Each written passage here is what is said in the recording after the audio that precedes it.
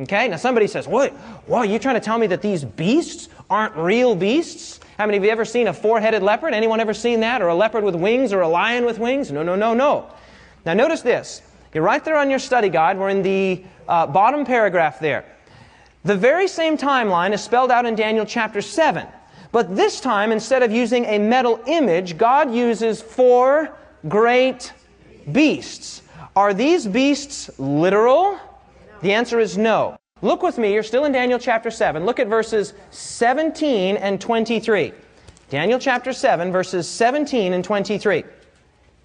These great beasts, which are 4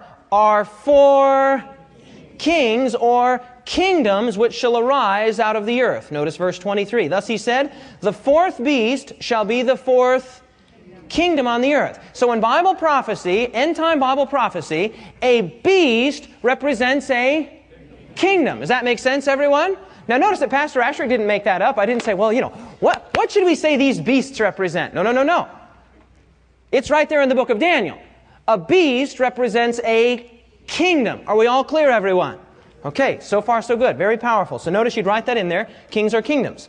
Now this practice of referring to nations as beasts is still common even today. For example, what modern nations are represented by the following beasts? Okay, the bald eagle would be United States of America. The bear would be, the former USSR. That's right. Turn the page over, okay, if you're keeping up with me there. The dragon would be, okay, there you go, very good. And the rooster would be France. France. Yeah, there you go. You didn't know that, did you? No one ever knows that one. I put that in there just because you don't know it. Now, it's very interesting. The beasts are symbolic. The beasts are what? And the beasts came up out of what? Do you remember? Out of, what did they come out of? They came out of the great sea that was being frothed up by the wind, right? Well, guess what? The water is also symbolic. Revelation chapter 17 and verse 15. We're going to spend a lot of time in Revelation 17, but I'll give you one verse very quickly. It says, the waters which you saw are peoples, multitudes, nations, and tongues. And so water in end-time Bible prophecy represents a populated area. Now that does not mean that every time you see water in the Bible it represents a populated area. No, no, no. In end-time prophecy, water represents people. If that makes sense, say amen. We use that same language today. We'll say, oh, there was a sea of people there. Okay, that same kind of idea. So what Daniel here is seeing is 4 nations rising out of a populated area. Okay, if that all makes sense, everyone say amen. Okay, so far so good. We're doing great. Now let's continue on here. These 4 beasts retrace exactly the same timeline. I'm at the top of page 3. That the image of Daniel 2 did, but with more detail thrown in to confirm historical correspondence. So what we're going to find is that history hasn't changed.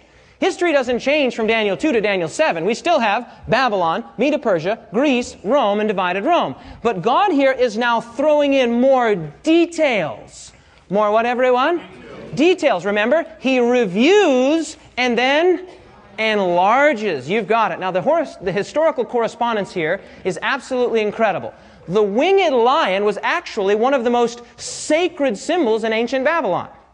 In fact, we showed you a picture earlier, this was night number 2, of the great Ishtar gate located in the Pergamon Museum, the very gate through which Daniel would have walked to stand before Nebuchadnezzar. And on the great Ishtar gate, there were many different animals that were very symbolic and very important to the Babylonians. And one of them was a winged, guess what? Lion. That's exactly right. And so a winged lion is represented, of course, lion is the king of the beasts and gold is the chiefest of metals. And so here, just as Babylon was represented by the head of gold, so too Babylon is represented by this winged lion. Okay? Notice the next one. The chest of silver represented the great Medo-Persian Empire. Okay? And so too here we have a bear. Now it's very interesting to note there were 2 elements of that bear that were kind of interesting. Number one is it was hunched up on one side. You remember that? Showing an imbalance. And that's exactly what history tells us. The Medes and the Persians had to league together in order to rule the then known world, but the Persians were always the stronger of the 2. So the Persians were stronger than the Medes. The bear is raised up on one side, showing an imbalance. How many ribs were in the mouth? 3 ribs, representing the 3 provinces of Babylon that had to be conquered. Lydia, Phrygia, and Egypt. Those were the 3 provinces of Babylon that were conquered in order for Medo-Persia to come to ascendancy. So far, so good. Are you seeing the historical correspondences? Yes or no? Yes. Very powerful. Okay? Now, we notice the next one here. There was the leopard with 4 heads and 4 wings. And if time allowed, I could show you that wings in the Bible represent speed in prophecy. Wings represent what? Speed. And so a leopard is already, the leopard, the cheetah family, a very fast land mammal. Very fast, very powerful, representing, of course, the great empire of Greece. Now think about this. Alexander the Great began conquering the then known world at the age of 16, and by the time he was 30 years old, he had conquered the whole then known world. Is that very fast, yes or no? So you have a fast mammal, you put 4 wings on his back, you have a very rapidly moving empire here, just exactly what we see in Greece, but it gets even more amazing. Alexander the Great died in a drunken stupor at the age of 32. His last words were reputed to have been, "The kingdom goes to the strongest." That's right. The kingdom goes to the strongest. And because there was no heir that could just step into Alexander the Great's shoes. The kingdom goes to the strongest. So what ended up happening to Greece is they divided it, the Macedonian Grecian Empire, they divided it into guess how many parts? 4 parts. And there were 4 generals, Cassander, Lysimachus, Ptolemy, and Seleucus, that all went to the north, south, east, and west, and the kingdom of Greece was divided into 4. How many heads are on that leopard? 4. Incredible. Okay? More historical correspondence. Okay? But it gets even more amazing. The long legs of iron, represented by this hideous, strange, ferocious beast that was crushing everything. In fact, this beast was so ugly, so terrible, so amazing, Daniel couldn't even think of anything that looked like it. He said it was a horrific, terrible, ferocious beast with teeth of iron that would correspond with the long iron legs. That's exactly right. Of course, the great iron monarchy of Rome. And then how many horns were on that final beast? 10. And how many toes there? 10. So you have the correspondence. Just as Rome broke down into those 10 tribes, here we have Rome with the 10 horns. Okay? So just as we have Babylon, Medo-Persia, Greece, Rome, so too here, Babylon, Medo-Persia, Greece, Rome. Up to this point, we have no new information. This is all review. It's all what, everyone? Review. Now, I want to show you very quickly here a quotation that we've already shown once before. This was from Edward Gibbon, the secular historian. I told you that Edward Gibbon was actually quite disinterested in religion and was actually against organized religion. But he himself said, as a secular historian, in his Decline and Fall of the Western Roman Empire, the images of gold, silver, or brass that might serve to represent the nations and their kings were successively broken by the iron monarchy of Rome. So even he could see that Daniel chapter 2 represents a timeline.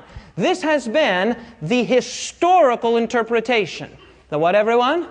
And it's also been the correct interpretation. I want to show you something that's very, very interesting.